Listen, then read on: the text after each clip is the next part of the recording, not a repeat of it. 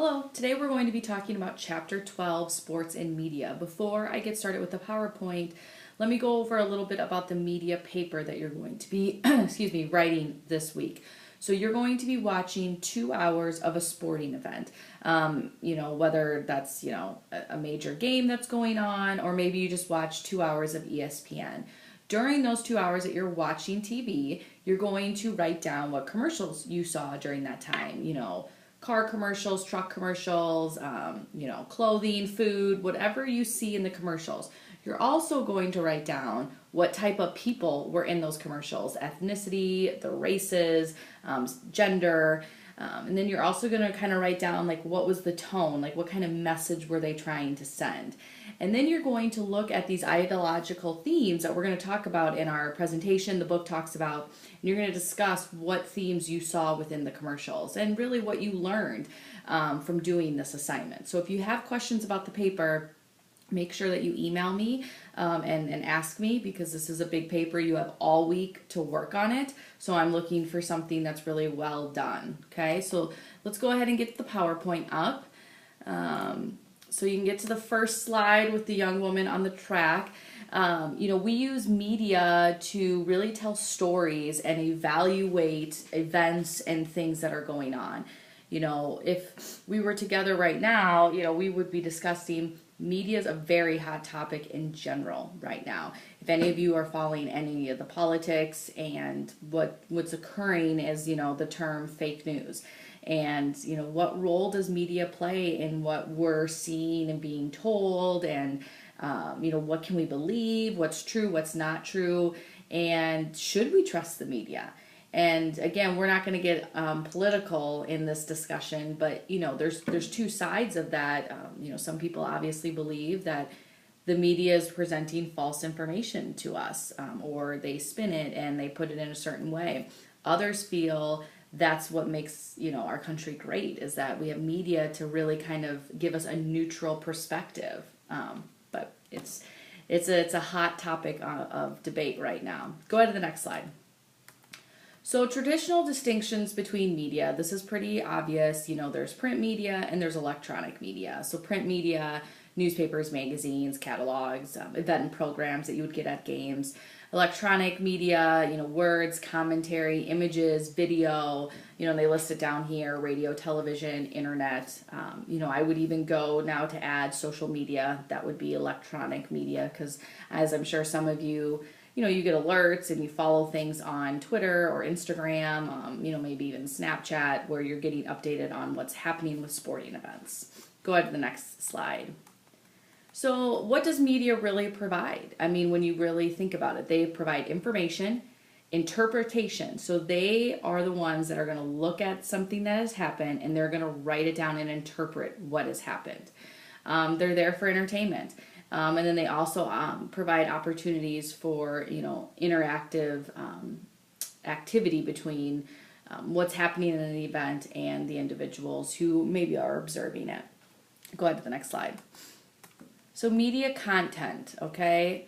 So editing decisions are based on one or a few of these goals. So number one, media decides like making a profit. What's going to sell newspapers? What's going to sell magazines? Now again, we're talking strictly about athletics and sports and how they're, influenced and how they connect. However, if you're going to look at broader society, that's kind of one of the arguments right now. Like, why, is media just there to make money and sell stories and get our attention? Are they really there to present factual information that's occurring? Influencing culture values, okay, providing public service, enhancing personal status and reputation, expressing self in a technical, artistic, or personal way. So media could also be a way for people, to share more of an artistic, creative mindset. Go ahead to the next slide. So media representations of sports are clearly edited to highlight dramatic action. So meaning media is going to be there and they're going to try to pick out the most exciting part of what is, going on in that event. And they might just like kind of take a snippet of something and make it bigger than what it really is to draw you in. Go ahead to the next slide. So really, media representations are shaped by the camera people and editors who select what we see. So, regardless of what your viewpoint is, at the end of the day, there are people who are choosing what photos we see, what parts of the story that we're told. And those are, people that are making those decisions. And how unbiased can you be in those decision making process? And that's just a question for you to think about. How unbiased can you be when you're presenting, the stuff to other people? How, where do your views come in? And again, where do you start to get blinded about what's going to, telling the story, but yet what's going to draw people in to that story? Go ahead to the next slide. So media and power, like as we've talked about all throughout all the chapters, those who are in control of media and sports, they really have an important role in kind of frameworking and constructing what we see on a daily life. As they make program decisions, they see audiences as consumers. So when they're picking what's going to be on TV at what time, they're looking at us as consumers. Who's watching it? Who's gonna watch it? How are we gonna get advertisers to want to put their ads in here? And I mean, that's kind of how the decisions are made. Go to the next slide. So, media usually serves the interests of those who have money and have power. Okay, and I'm sure that's no surprise to you after this whole several weeks. I mean, it's clear people who are in control are going to be the ones making the decisions, and what they want and what they see as important is what we're going to view. They kind of go into some things here about corporate control of media has become more, about action and competition, aggressiveness, hard work, all these words here. I'm not going to read through all of them. And these are things represented as if they were natural and necessary in our society. So what they're saying is when you're watching these sporting events, this is what they want you to see. And that's why it's become a norm to us. Like, this is just what we do in our society. This is what we see. This is why it happens, is because of X, Y, and Z. And that's why, as I've said earlier, I just want you to start to ask why. Like, why is this on TV? Why are we viewing this? Who's making these decisions? And things like that. Go ahead to the next slide. So, the book, and I put this slide in here, the book kind of talks about, what if all documentaries were sponsored by, environmental groups, labor organizations, or women's groups? Wouldn't we ask critical questions about the content of those programs? So basically what they're saying here is, what if the TV was run by environmental groups? Okay. And again, that's a hot topic right now, whether, what's going on with the environment and things like that. Or what if women were, in control of TV and putting things out there? People would be asking questions. They'd be asking, okay, why is this on there? Why are we seeing what we're seeing? 90% of all sports programming in the media is sponsored by capitalist corporations. So capitalist corporations are in control of, the sports programming, which is crazy when you think about it. Should we ask critical questions about program content? Whose interest does it serve? Why do we see what we do? Why do we hear what we do? Shouldn't schools teach about this? So shouldn't you have learned at a very young age, listen, the things that are on TV are in control of people who make a lot of money by certain things being on TV. So that's why you're going to see more of those things. You're going to get exposed to more of those things. Shouldn't we be taught that at a young age, so that we don't just grow up thinking like, this is just what happens. This is what's normal. This is what makes the money. This is what's important. It goes much deeper than that. Go ahead to the next slide. So characteristics of new media. So, it's really changing, obviously, the new media. Back when I was, we'll just say like in high school, there was the internet, but your main source of media was like 6 o'clock news, the newspaper that came every single day. That was your main source of media. The radio. Now, we can instantly have stories, Again, if any of you, which I'm sure a lot of you are like on a source like Twitter, you can get alerts immediately, game updates and news stories. I get weather alerts and all these sorts of things. You can be told immediately what is happening the second that it, is known. it really enables us to be our own editors of media. So what they mean by that is, like I was just saying, you get alerts. So for example, my husband follows ESPN, but he only gets alerts from ESPN on certain teams. So he's not hearing about every single Major League Baseball team. He's hearing about, okay, wait for it, he's a Cardinal fan. He's, waiting for the Cardinal scores and getting that part. So he's not really paying attention to the other stuff. So he's filtering what he's getting exposed to every single day. It gives us potential to create our own sports realities and experiences. Fantasy leagues they talk a lot about, which is huge, which we'll get into more in a bit. Go ahead to the next slide. So new media consumption of sports. Should the new media be available to everyone like public roads, or should they be tolls? Okay, so what I want to pose to you, and I want you to think about it, and you can maybe even discuss it a little bit, maybe in your personal learning post, is, do you feel social media should cost something? So do you think we should pay for Facebook? Do you think we should pay for Twitter? Do you think we should pay for Instagram or Snapchat? I did hear rumors that, I believe it was Twitter was thinking about charging like a monthly fee. It was something going to be very minor. I think like $1 something a month to belong to Twitter. When you think about it, newspapers cost money. To get the news most of the time, you're paying for some type of cable-esque, things. So should this new media be free? Or should we be charged to get it? And again, I'm not really providing an answer. I just want you to, think about that. New media allows people to control when and where they consume sports context. It changes little from the content which was created by, a limited number of powerful sources, which we've already gone over. Go ahead to the next slide. So new media production. Will new media really kind of dramatize social life, or will they become tools to expand capital? Again, just posing some questions here. People can use new media to personally transform ways, but often they use it as, to interpret and kind of take things in the way they want to. Go ahead to the next slide. So fantasy sports, which I kind of mentioned earlier.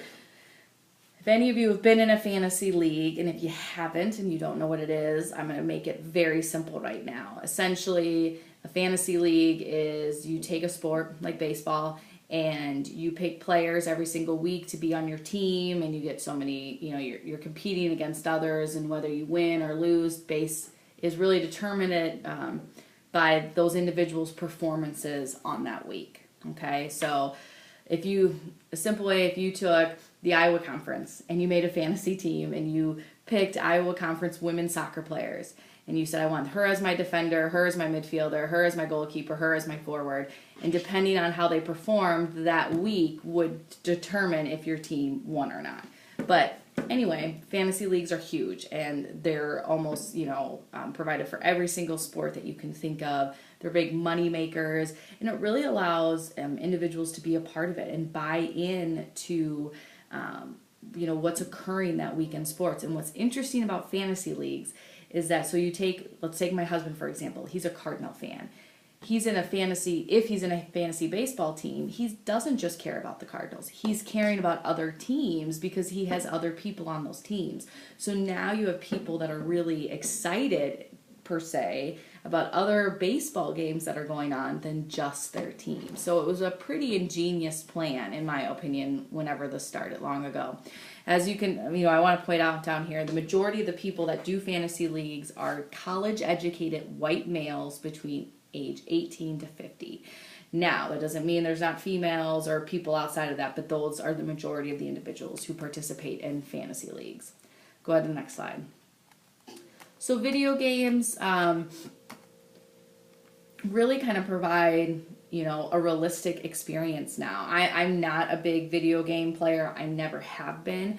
But even when I was in college and some of my friends who were, it was crazy back then. And, we're talking, I'm going to age myself here. It was like 13 years ago when I was in college, and, they were very interactive, and they've only gotten better. And I'm sure some of you definitely have experience playing them. It really feels like, you know, you're a part of the game, and you are literally playing with people who are real players, whether it's in the college or you know, in the NFL or professional level.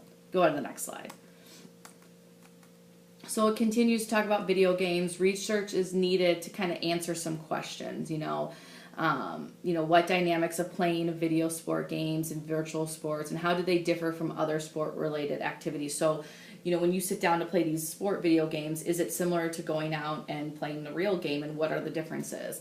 How are video game experiences linked to other sport experiences, and what ideological themes are structured into the images and actions? So, like, what messages are you already getting from playing these games? Go ahead to the next slide. So video games, again, you know, continuing, the graphics and images match the TV, which I've already said. Some athletes use video sport to train, okay, which is important.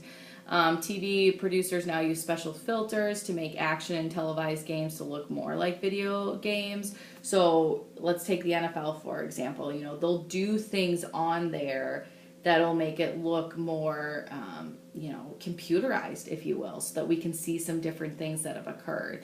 Some children today are introduced to sports through video games first. I mean, and that's a real fact. I mean, it's kind of crazy to think that your first sport experience would be a video game, but that's sometimes the first way children are exposed to sports. Go on to the next slide. Oh, sorry. Being good at playing video games is a source of status amongst very, young people. And maybe, again, you guys have some, personal experience with that. But, being good at video games, there's a real culture there, and there's a real, big following that if you're good at this, it's definitely can be a status symbol. Go ahead now to the next slide. So virtual sports, discussion here. Again, these are just some questions I want you to think about. Obviously we're not in person, and this would be something that we would have talked about in person, but I do want you to think about these. Will the grandchildren of today's college students go to virtual sports complex instead of playing what we define as sports today? Okay. Virtual sports are often a range of experiences that occur. Sports do not, or current sports do not. Will communities use tax dollars to fund virtual sport complexes? Is the Wii Gaming Council a small step in the direction of virtual sports? So just think about this stuff. Where do you think this stuff is going to go? Are we going to be able to kind of put on those amazing headsets and experience what it would be like to, go skiing but not have to go skiing? Think about, go surfing and not have to go surfing, play tennis and not really have to play, or go to a tennis court. It's just something to, think about. Technology is constantly changing, and we're trying to make things easier, more accessible, quicker. And it is going to be a lot easier to sit in your living room and turn something on and move your hand like this than to get a tennis racket and go to a tennis court. Go ahead to the next slide. Okay, so now we're going to kind of get into the meat of what you're going to want for your paper after you look through the commercials. So, the first question is, do sports depend on media? And, the book goes into great detail that no, when they're not organized buying for, not when they are organized buying for the players themselves. So you can have sports and no media when it's just for the sport. Yes, sports do depend on media when they're designed for commercial entertainment. So when they're trying to essentially make money and entertain the people, we need the media. Media coverage attracts attention to the sport and provides the results. Television coverage, is the main factor in making sure that certain sports grow and expand. So, in earlier chapters when we were talking about women and, how the exposure of them, in order for our sports to continue to be exciting and expand, we need more television coverage. And it's that simple. We need to be on those, key time spots, key channels, so people can see our athletic events. So that's when, yes, sports do depend on media. Have commercial sports sold out to media? The book discusses probably not, for two different reasons. The changes often thought to be a direct result of media would have occurred to boost audience, gate sales and revenues. venue revenues. So basically what it's saying is, sports haven't sold out to the media because some of those TV timeout changes, some of those other things they would have already done to make it more exciting anyway. Most changes associated with television coverage have been made willingly by the sports organization. So no one's forcing these sports to make these changes. It's actually the sports organizations who want to make those changes. And the athletes are willing to do it because they know it's going to provide more money and more viewership and make their sport more exciting. Go to the next slide. So the primary goal of commercial sports is to hype up events and entertain audiences. I mean, that's just that simple. So I always joke with my husband every time there's like some big event and it's going to be earth shattering, and they really try to make it this unbelievable thing when it's probably going to be pretty lopsided, or it's not going to be that exciting. But they really wanted to draw us into these events. Go ahead to the next slide. Have media corrupted sports? Again, probably not, for two main reasons. Sports are not shaped primarily by media. So, media is just a part of sports. It's not the one that's completely shaping at how it looks. Media, including TV, do not operate in a political and economic vacuum. So media are, essentially they're regulated by the government and marketing factors. So there's some things that, prevent the media from completely, being dishonest or doing things completely, inappropriately. Go ahead to the next slide. So does media depend on sports? Most media does not depend on sports. When you think about it, again, now on the flip side of it, sports is just one component of the media. It's not everything. Daily newspapers have sports sections, but obviously that's just one section of the paper. There's lots of other sections. So there's going to be the main local news, there's going to be international news, there's going to be business news, weather. There's all sorts of news out there, so it's just one part of it. Many television companies depend on sports to fill programming schedules and attract male viewers that they want to reach. So, for example, we'll just take like a CBS. Okay, CBS has all these different shows. They want to bring in male, so then they're going to try to get NCAA, college basketball, things like that.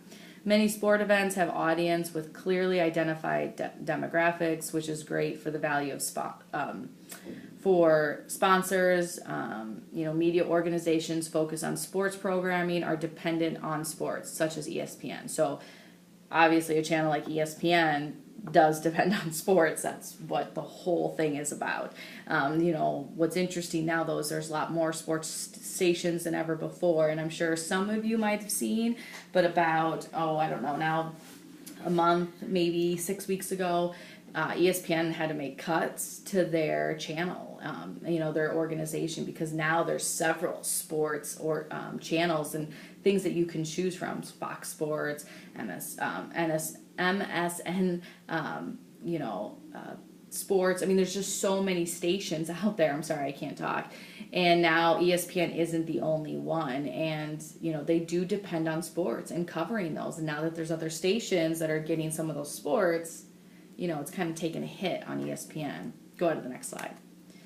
So digital media are especially invasive tech, providing invasive technologies. Everyone with a smartphone can create media. We've kind of gone through this already. Go ahead to the next slide. This is the slide I really want to go off of, 2016. So again, it's not the most up-to-date one, but we're barely really into 2017. We're about halfway in, so to have these numbers is difficult at this time. So here are the monthly cost of your cable bill. $8.30 on average, okay? It costs your cable company to have ESPN compared to, the rest of these. Fox News, $1.05, TBS, $1. So if you're not a sports fan and you're purchasing cable, your big chunk of your bill is related to sports. Isn't that interesting? And I know now in this day and age, the amount of things that are out there and how you can kind of structure your packages for cable. And maybe some of you don't even haven't even had to worry about that yet because you're not paying your cable bill. But this is something for you to think about moving forward. I mean, it's pretty crazy that the the sport channels are like so much more expensive than everything else.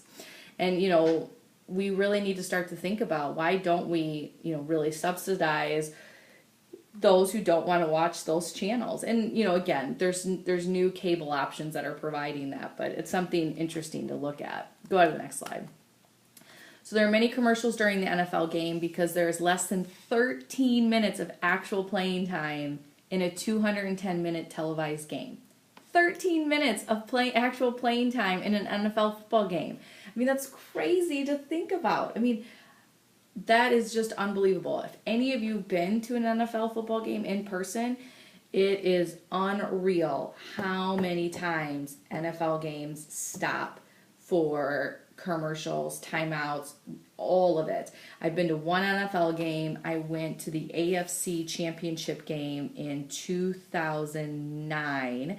Colts versus the New York Jets. It's when I lived out in Ohio, so we were very close to Indianapolis, and we had a good friend who was a big Colts fan, so we went for it. It was awesome, even though I'm not a fan of either team. It was just something to experience, but it stopped constantly. It was unbelievable. At times, it was actually almost kind of boring, and to say an NFL game was boring, like action-wise, is unbelievable, but it stops constantly. When you're at home watching it on TV, you don't notice it as much because you're probably doing other things. But yeah, it stopped constantly. It was unbelievable. Go ahead to the next slide. So people use electronic media to consume sports, local news, focus on local sports. So when you think about, your local newspaper, it's going to really focus on, the individuals within that community and what they're doing with sports, the high school team, maybe even the local college, and kind of highlight what they're doing. Go ahead to the next slide. So trends in television. So fees have skyrocketed, and there's always, the channel versus the cable company. They're always fighting and things like that. Sports programming have increased dramatically, so there's a ton more sports, as I'm sure most of you have noticed. More events are covered. Ratings for particular events have decreased. Okay. Television companies use sporting events to promote other programs. So when I teach this class in the wintertime and we do this media project, they are asked to watch the commercials during the Super Bowl.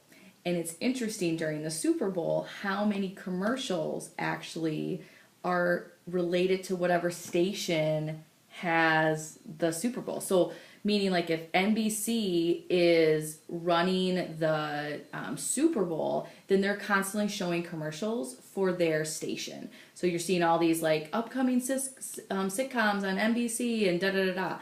It's all about their channel. Television companies use sports programs. Oh, I'm sorry, I already said that. Television companies are part owners of these teams now and events, and really are a big reason why they promote these different things that are going on.